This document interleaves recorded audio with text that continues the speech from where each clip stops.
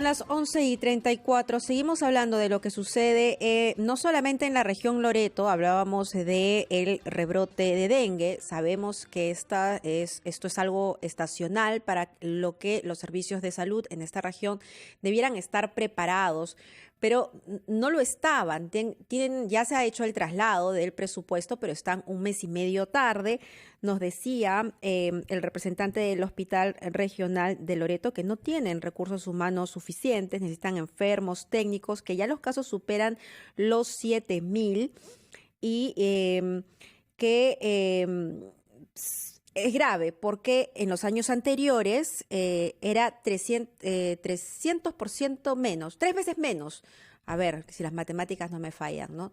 Y eso le vamos a conversar y a consultar con la doctora Karin Pardo, directora de la Dirección de Prevención de Enfermedades Metaxénicas y Zoonóticas del MINSA. Doctora Pardo, muy buenos días. Muy buenos días, muchas gracias por el contacto. Doctora, están muy preocupados en Loreto. Conversábamos con el doctor Calampa, que nos decía que el número de contagios ha crecido 3 veces más que el año pasado, que el presupuesto se ha hecho, la entrega del presupuesto ha sido tardía y que necesitan personal para poder enfrentar esto que enfrentan todos los años, por cierto. ¿Qué se puede hacer para evitar que el dengue se convierta en un problema real en esta región? Sí, el dengue es una enfermedad que efectivamente año tras año golpea a varias regiones de nuestro país. Loreto es una de ellas. Y justamente el Ministerio de Salud, en coordinación con las regiones y también con el Ministerio de Economía y Finanzas, se venía trabajando ya meses antes, cuando todavía estábamos muy preocupados por COVID. Nosotros también estábamos preocupados por estas enfermedades endémicas que se presentan año a año. Y logramos un presupuesto adicional para 18 regiones, y para Loreto fue casi 3 millones, 2.900.000, en la cual está distribuido principalmente para poder primero controlar el dengue en la comunidad, es decir, en la ciudad, y evitar que pacientes se agraven y necesiten una hospitalización. Actualmente tenemos aproximadamente el 80% de los casos de dengue de Loreto es un dengue sin signos de alarma, que quiere decir que no necesitan una hospitalización, pero debemos prepararnos para que aquellos pacientes que sí necesitan hospitalizarse, y en ese sentido sí hemos estado coordinando con el doctor Carlos Calampa, hemos estado en Iquitos hace un poquito más de una semana, viendo las dificultades que tienen, lo que el presupuesto puede cubrir y alcanzar con el decreto de urgencia, que la 118 que salió el 2 de octubre, estábamos viendo cuánto cubre y cuánto sería la brecha, y hemos estado discutiendo para poder poder cubrir esa parte que podría faltar. Pero tenemos que actuar inmediatamente, y lo más pronto, y lo correctivo es trabajar con la comunidad primero para evitar que lleguen, mientras nos vamos preparando ya en la parte hospitalaria. Ahora, el reto es mucho mayor en medio de esta coyuntura de pandemia, porque el dengue no solamente puede azotar la región Loreto, sino otras regiones, las norteñas, por ejemplo. Sí, así es. Por eso el decreto de urgencia salió para 18 regiones del país y también para 2 sectores de Lima, que es la parte norte y la parte este de Lima. Y muchas de estas regiones, de las 18, estamos en un periodo preventivo, es decir, no tenemos casos o tenemos muy pocos casos en este periodo, así que esta ayuda o esta contribución porque las regiones están muy, muy golpeadas, tenga un poquito de respiro y se pueda trabajar la parte preventiva. Eso también es importante resaltarlo, excepto Loreto, Ucayali, que sí ellos ya venían presentando casos. Ahí sí era trabajar más en tema de control. Por eso el presupuesto iba también para poder fumigar en varias zonas de Iquitos, por ejemplo, y en Ucayali lo mismo, poder trabajar también casa por casa con todas las medidas que se exige hoy en día, porque todavía no estamos libres de COVID, y mantener la distancia, poder ir protegidos para hacer las visitas casa por casa y hacer también el control larvario, es decir, evitar que el zancudo pase de la fase de larva ya al mosquito o al zancudo. Y eso es mucho trabajo comunitario, pero qué difícil ahora, en la cual tenemos que guardar distancias, tenemos que conversar de lejos, explicarle a la familia qué es lo que tiene que hacer.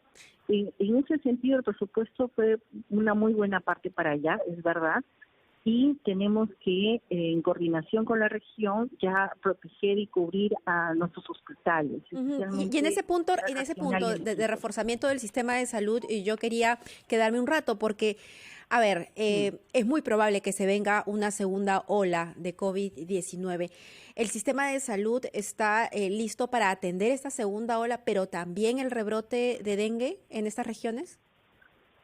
Ahí se complica bastante, porque primero que estamos hablando de un paciente con fiebre que puede tener algunas sintomatologías similares en las cuales vamos a tener que aperturar un poco el diagnóstico y no solo pensar en COVID o no solo pensar en dengue, sino en este periodo donde se incrementan las lluvias, especialmente en la selva, tenemos que pensar en el paciente febril, que podría ser también una leptospirosis, por ejemplo.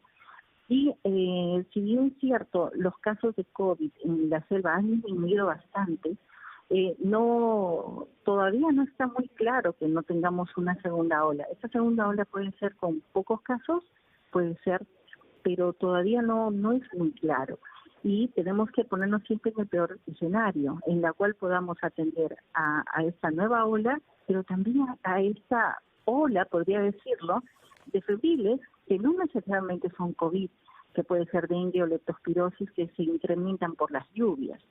Entonces va a ser muy importante ahí la experiencia de los doctores para saber en un principio diferenciar si es que es un paciente de COVID-19 o es un paciente con dengue, pero nuevamente está más allá de la preparación de los doctores y de todo el personal médico en cuanto a infraestructura, medicamentos. ¿Nos estamos preparando? Sí, así es. En ese sentido, por ejemplo, para dengue ya se ha abastecido con lo que se podría necesitar. El dengue también es una enfermedad en la cual no tiene un tratamiento con antibióticos o con un antiviral, es básicamente hidratación, es sintomático, es decir, para calmar la fiebre, sobre todo en dengue con signos de alarma, que es el dengue leve, podríamos decirlo para que la población lo entienda mejor, que es básicamente con hidratación, descansar y con analgésicos. En ese sentido estamos preparados y también para poder atender a los pacientes que puedan hospitalizarse, que necesiten ya una hidratación endovenosa y algunos otros procedimientos que se dan dentro del hospital. Sí estamos abastecidos, eso sí hemos revisado con todas las regiones y si hubiera alguna que estarían ya utilizando sus recursos, no es inconveniente porque sí estamos también en Cenares, es decir, en nuestro almacén central, tenemos los recursos suficientes como para poder ir enviando en el caso de que se incrementaran los casos. Bien, por ahí estamos tranquilos. Bien, doctora Pardo, esperemos que se mantenga entonces la tranquilidad, pero que igual las alertas estén bien encendidas para poder enfrentar el problema apenas se presente. Ya se está presentando, pero como usted nos está diciendo, muchos de los pacientes que están siendo tratados por dengue están controlados y no están hospitalizados. Así que le agradecemos muchísimo y sin duda conversaremos en otra oportunidad porque tanto en COVID como en dengue y otras enfermedades lo que se tiene que hacer es una fuerte campaña de educación porque la prevención es lo más importante. Muchísimas gracias. Muchísimas gracias. Muchas gracias a ustedes y recomendar a la población de que si tiene fiebre, malestar general, ese dolor detrás de los ojos, que no dude, que asista al establecimiento de salud más cercano porque tenemos que identificar también que efectivamente es un dengue leve y dar todas las recomendaciones del caso y si no, también tomar las medidas inmediatamente porque no queremos que el paciente se quede en casa y crea que ya le va a pasar y al final podría agravarse en casa. que asista a los establecimientos de salud. Muchas gracias por la entrevista y hasta cualquier momento. Hasta luego, doctora Pardo. Gracias por el consejo. Hacemos una pausa y volvemos.